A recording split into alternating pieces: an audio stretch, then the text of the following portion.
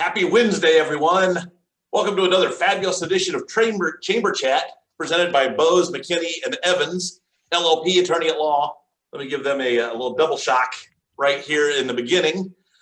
Joining us is Alan Becker from Bose, McKinney, and Evans, who is here to introduce our speaker today.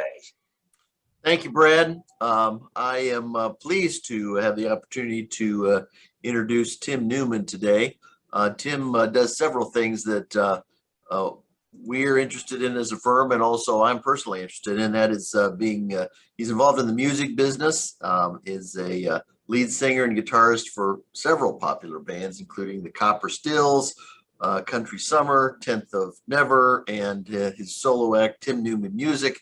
He's also an entrepreneur, and he is a promoter, manager, and owns his own professional recording studio just north of Lebanon. So without further ado, I will turn it over to you, Brad, and you, Tim, to tell us all about you. Thank you, Alan. Appreciate that. So Tim, welcome. Are you going to carve out that little intro now and use that every time you promote yourself? If you send me the recording of that, Alan, you might make the stage. I'm just saying. Thank you very much. It's nice to meet you. So, Tim Neuman, let's first talk about how some young man from Central Illinois somehow discovered that he had some talent in music, wandered to Indiana, and became famous. Famous is a very strong word, Brad, but thank you. I appreciate that. Yeah, I grew up in Central Illinois on a farm, and in the year 2000, I moved to Indiana, learned that I could carry a tune at karaoke bars when I became of age. And after I got here, I met some like-minded people, ended up jamming in a basement. And the genesis of the band that is now 10th of Never was born about 2002, 2003.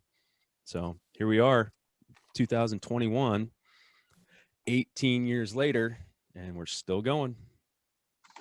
That's great. So how did you find these like-minded people? Was this just other people in the bar who also could carry a tune? No.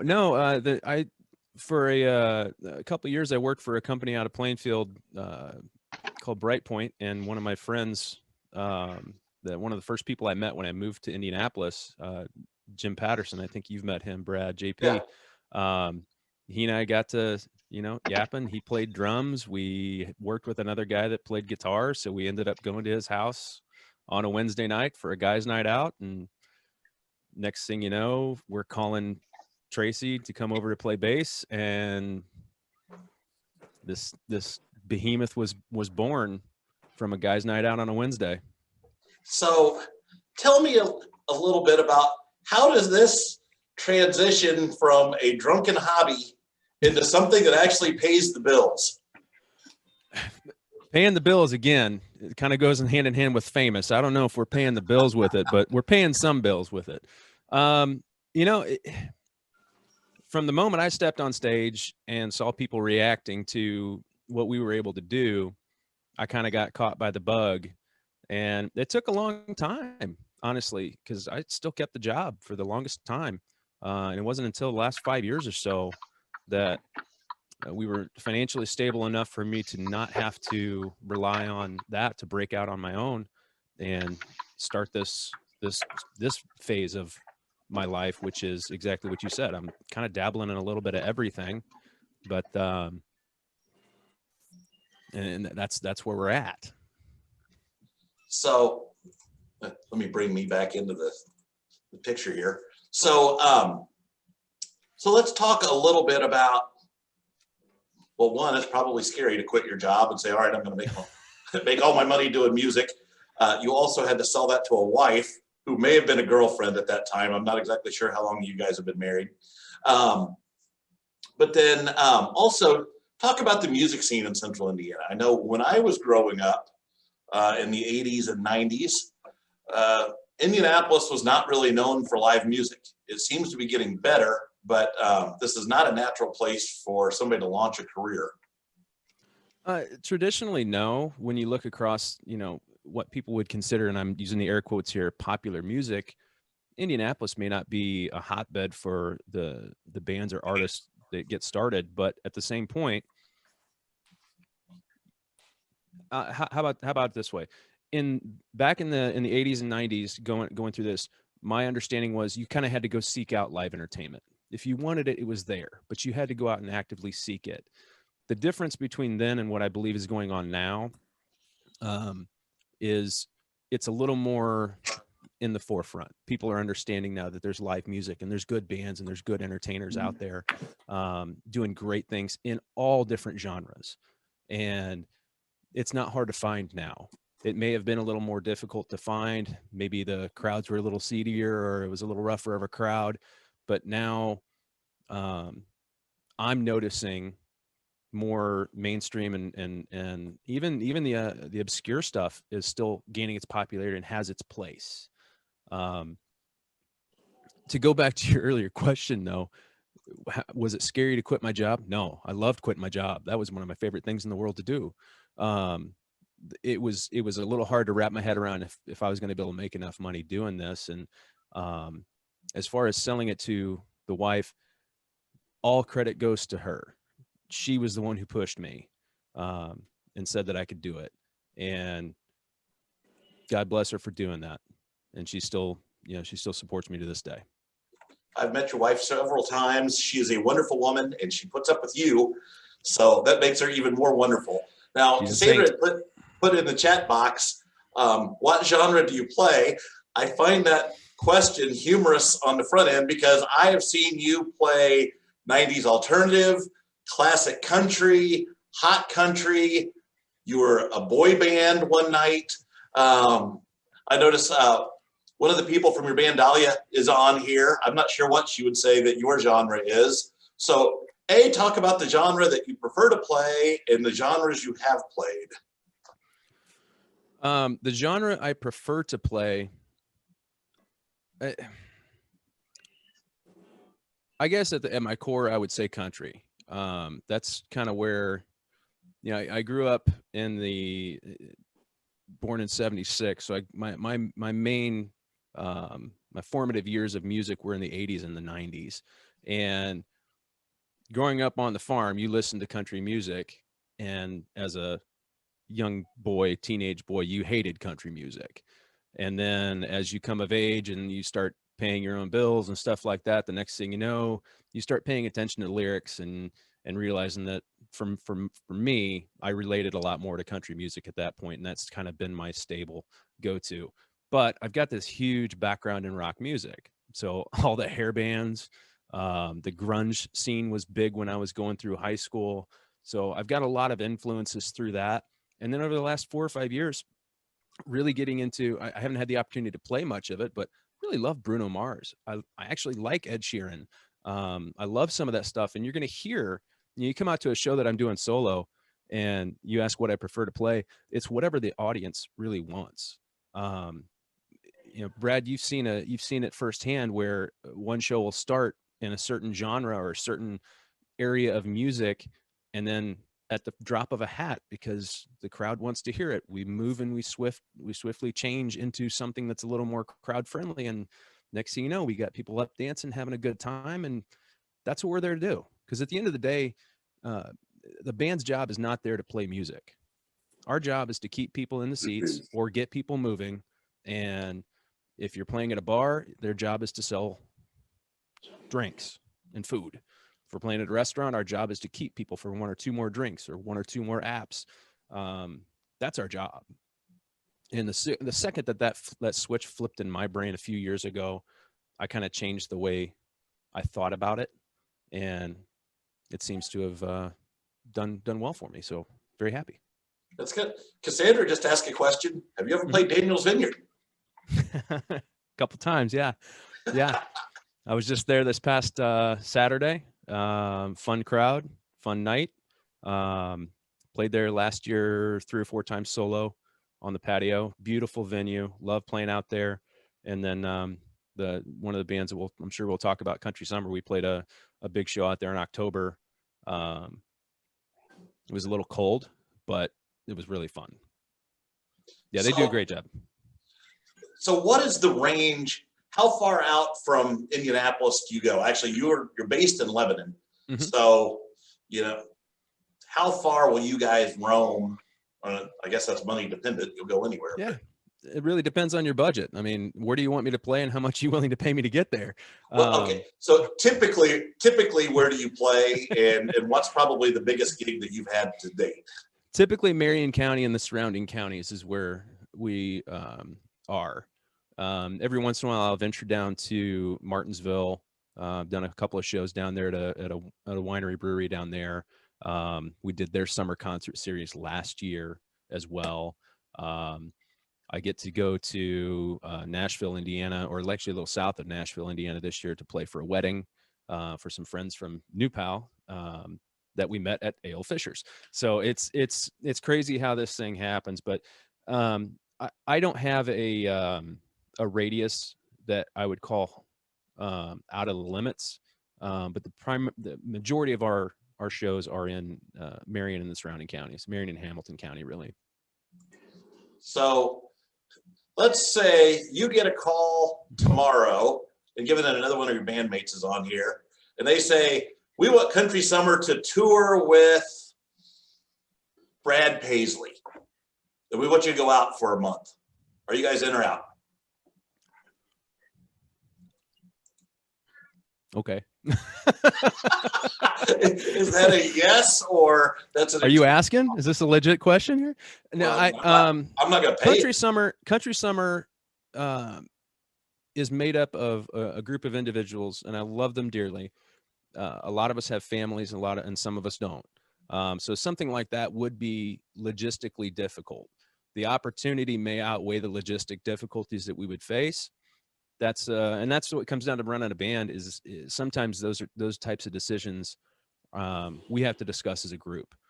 There are some decisions as the band manager I will make for the group. There are some opportunities that pop up that are just too big for me to make. I know what I would say. I know what I would have to do to make something like that happen. But I mean, let's be honest. There's other factors involved with that before I can make a decision like that. Okay. But I welcome the opportunity to try it. Brad, if you're listening. Did you just see Dahlia's comment? No. He said, distance makes the heart grow fonder. See you in a month, family. She just threw deuces. I love D. So, if you've seen Country Summer, Dahlia is the short one, and she's awesome. She is wonderful. I want to remind everybody who's watching, you are watching, let me get both of my slides. Chamber Chat, presented by Bose McKinney & Evans, LLP. They are fantastic people. If you have any needs that involve a lawyer, criminal, civil, otherwise, business, you need to incorporate, they will take care of you. So thank you, Bose McKinney & Evans, for sponsoring Chamber Chat. I want to give an opportunity to our audience to ask questions before I move on with several others I have. So Russ Dodge, go right ahead. Hi, Russ. Hey, Tim. Hey, I got a question for you regarding stuff that you've recorded. Do you have some available CDs, stuff that we might be able to use at WITT? Absolutely. Feel free to go on to the streaming services. I've got stuff on, Spotify, iTunes, Amazon, all that stuff under my name, Tim Neuman. I did release an album in 2019 called Country Life.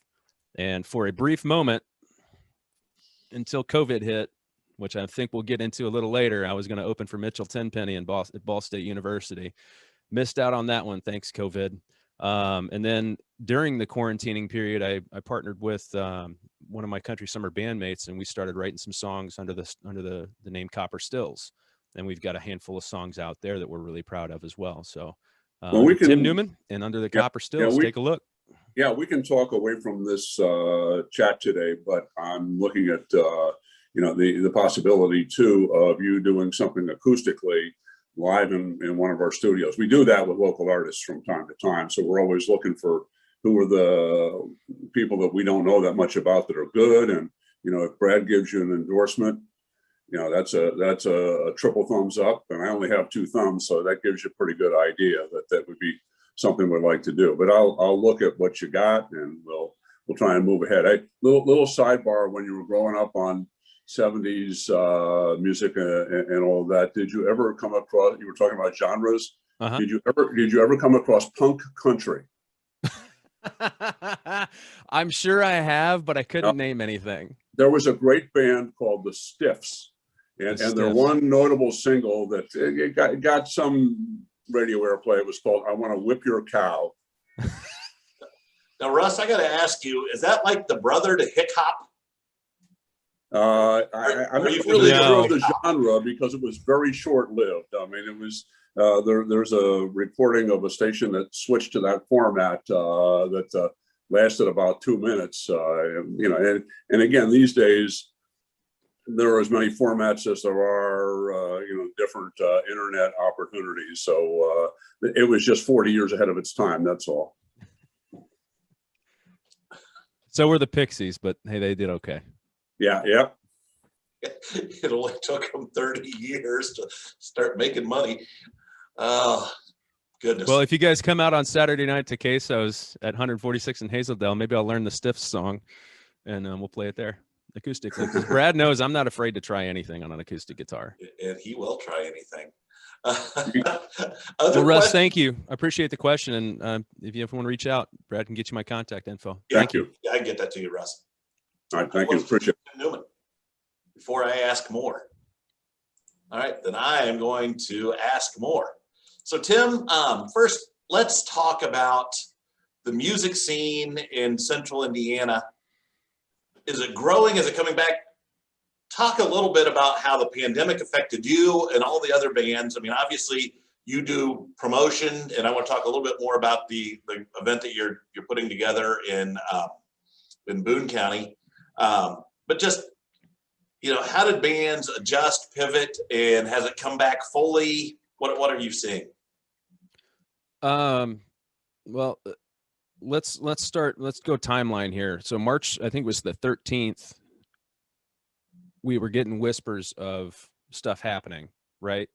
The 1st of March last year, we were starting to get whispers of this dreaded disease that was sweeping the planet. And I'll be just like, I'll be honest with you. I didn't think it was going to affect us. I really didn't. And I'm pretty sure I'm in the majority on that. Then every single day, something new would happen.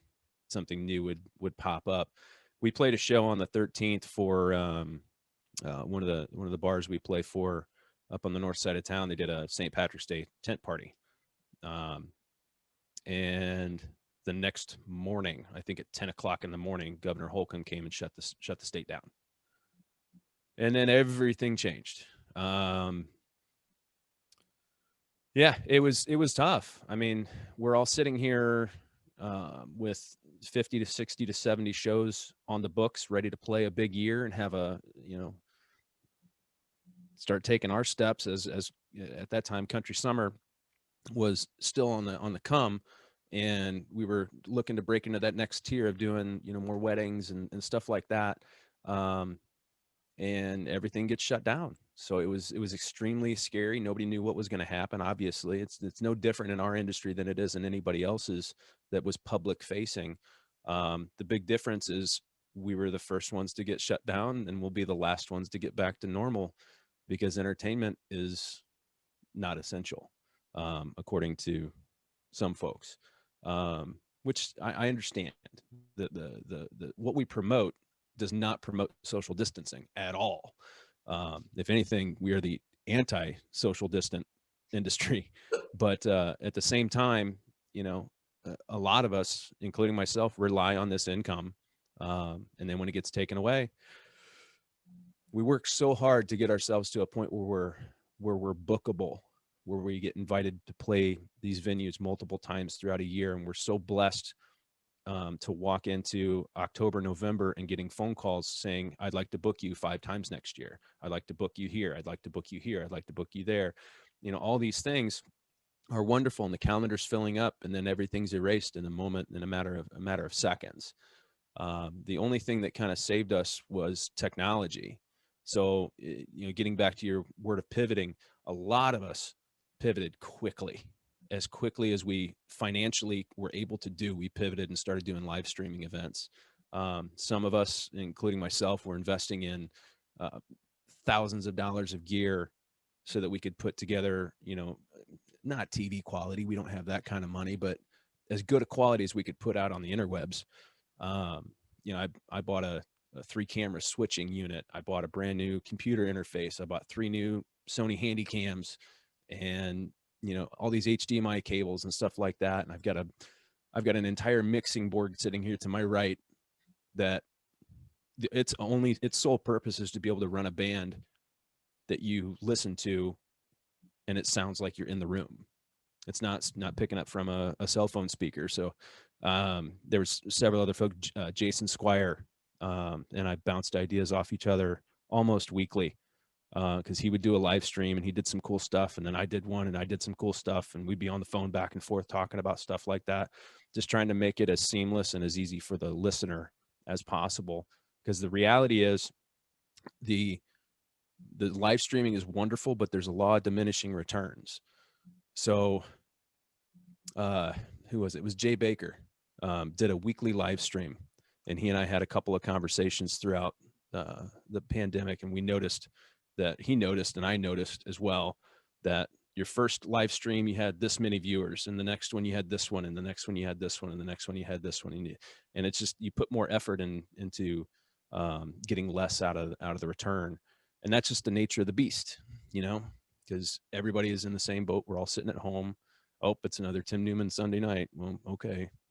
And that's where we were for several months. Then summer started, outdoor stuff kicked in, which was wonderful. We were able to get some solo stuff and some duo stuff, some smaller gigs, not full band stuff.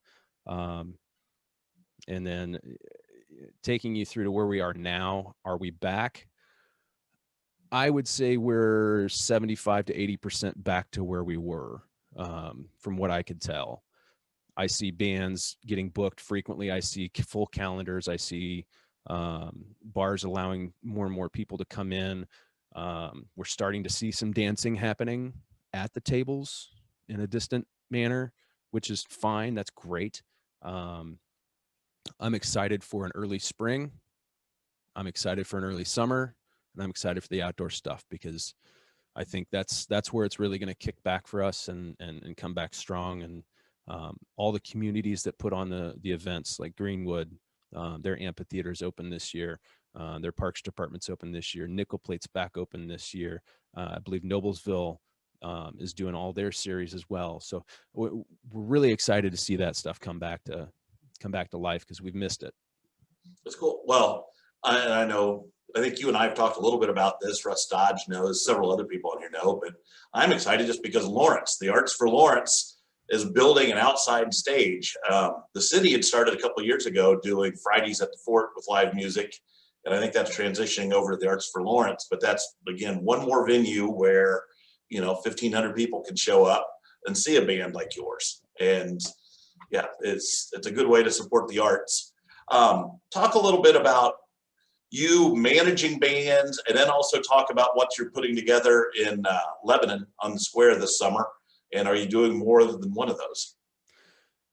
When you say talking about managing bands, my background before getting into music, I managed wireless stores. So, for my bandmates out there, if this sounds cold and callous, I apologize, but I always run this because I have expectations. So managing a band is no different than managing a retail location or managing a law firm for that matter. You have expectations in a team that you surround yourself with that you hope is better than you or can fill a void that you're not filling.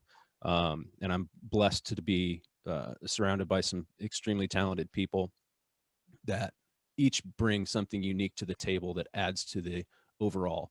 And my job is to make sure that the overall is as a good a product as we can put out there. And at the end of the day, we've done what we can do for whoever hired us to do a job. If they would hire us back again, then that's a win. And nobody gets hurt. That happens. What? Well, the gear's heavy, man, and I'm getting older. My back hurts sometimes. Have you ever fallen off a stage? Dahlia would say almost, and yes, I have almost fallen off stage.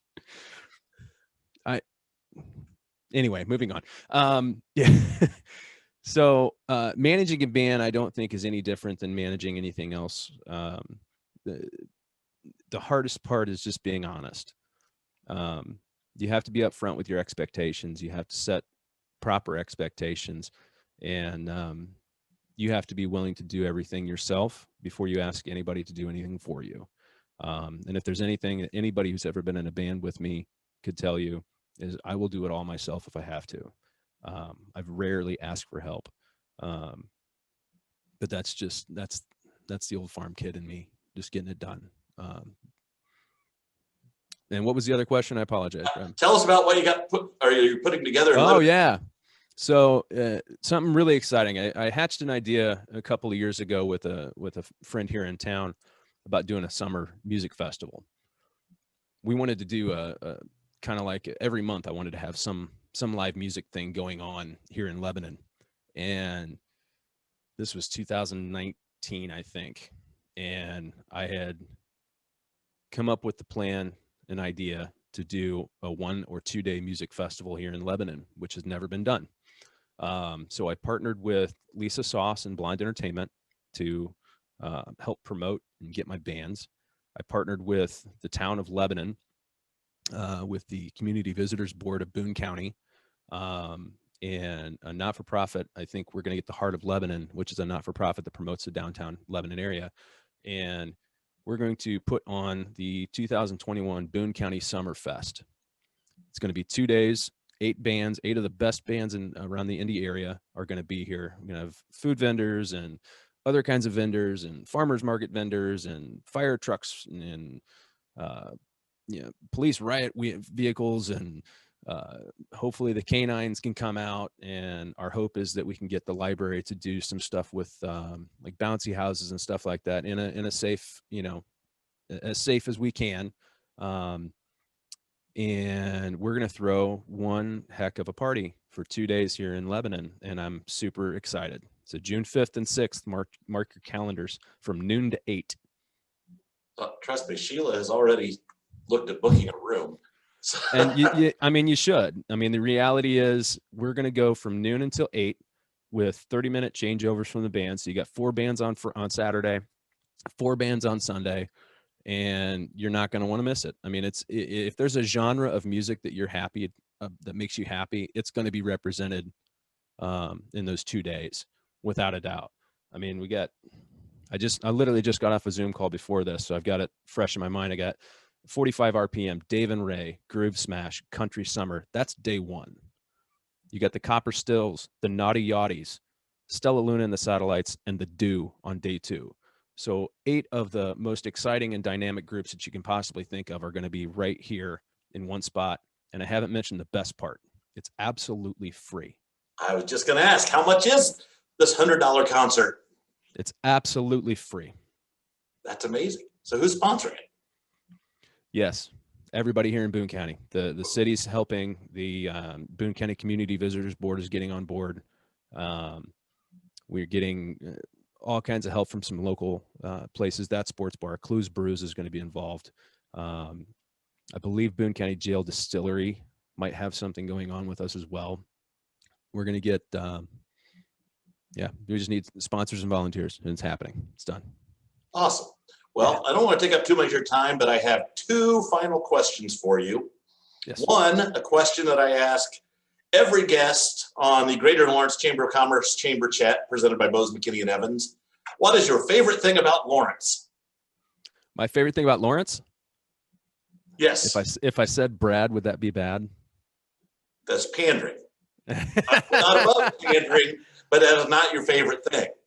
Honestly, I haven't spent a lot of time in Lawrence, but one of the things that I thought was really, really cool, and I got to do this with you last year, Brad, that gazebo, that area, that Lawton Loop area was really cool. And to drive through there after a gig we did at Whiskey Business, and see some of the development that's going on, the forward-looking development you guys have going on. To me, Lawrence looks like a city on the come. And I'm excited that I was part of that, and I hope to be part of it going forward. It looks awesome. I'm happy for you guys, and because I really sister that to where I'm from. Where I'm from is Lebanon, and that we're on the come. We've got a lot of growth happening, and I love seeing those positive changes. That's cool. Thanks. So yeah, so in addition to the Arts for Lawrence campus, yeah, we're putting 25 grand into that gazebo to try to improve it so that there can be a second and possibly third stage in Lawrence. So maybe electricity where we don't run the generator out of gas and have to scramble around. Somebody had a 150-foot cord. It's okay. We got it fixed. That's right. And then my last question for you, what is your favorite stage to play? I don't think I've played it yet. I'm really looking forward to playing Ruoff. I want to play Ruoff. I'd love to get on that stage. The favorite one locally, I'm not going to alienate any of the places I play. Come see me at the next one. How's that sound? Okay. Hey, Tim, quick little sidebar there. Do you have any media participation in the Lebanon Festival yet? Not yet. Not yet. Let's talk about WITT. You know, again, our city of license actually, even though we act as an Indianapolis radio station, is actually Zionsville.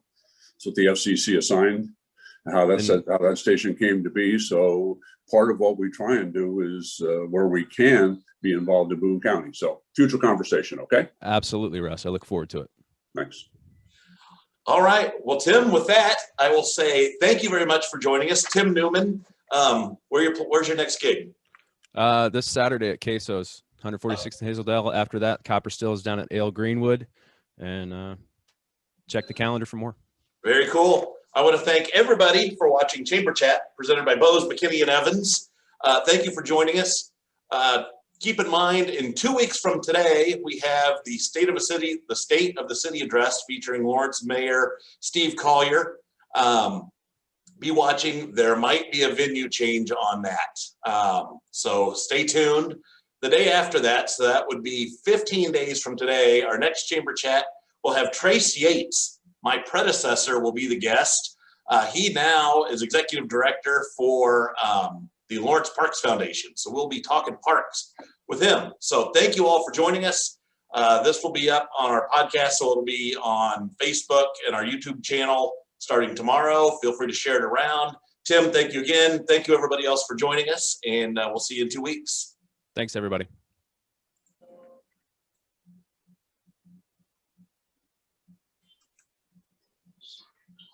Now, Tim, before I end this meeting, you might want to look at the chat box. There's a chat box. There's a chat box. Typically down. Oh, there it is. So right. I've been looking at my computer because that's where the camera's at. So now I'm going to look at the monitor. Okay. Well, see, that's good. You know how to play to the camera. If you watch me, my eyes are bouncing all over the place because I'm doing stuff. But the chat box was somewhat amusing.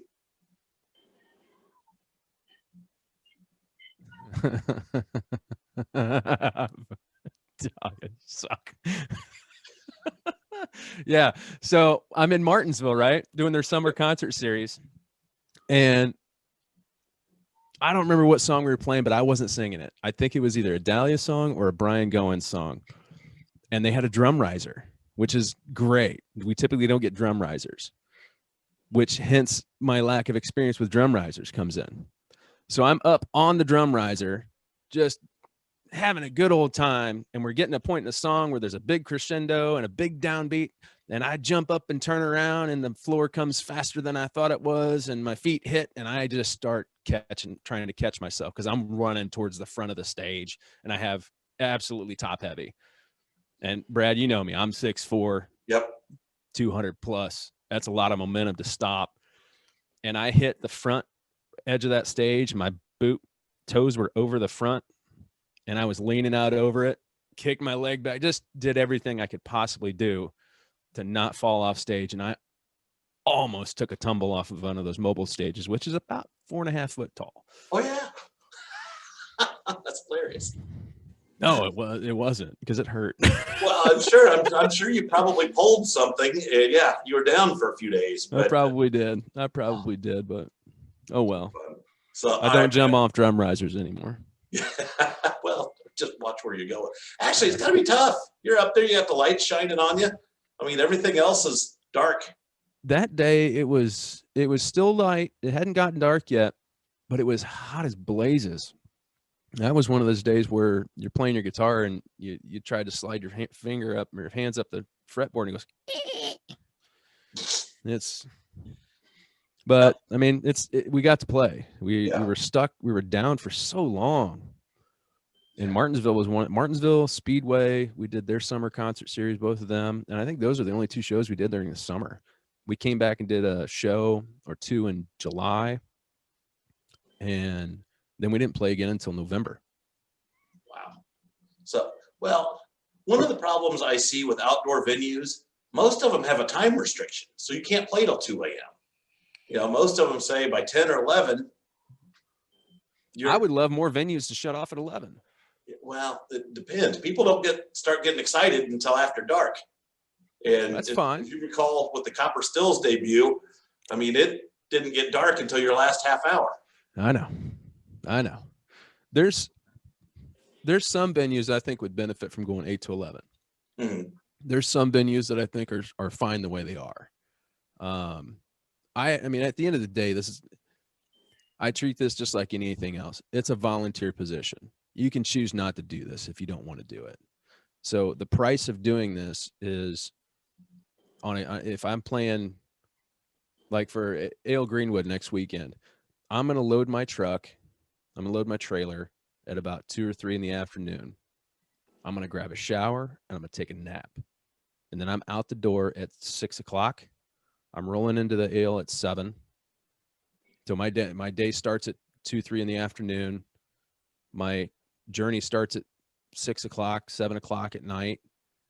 And then I don't stop until about 4 a.m., regardless of when I stop.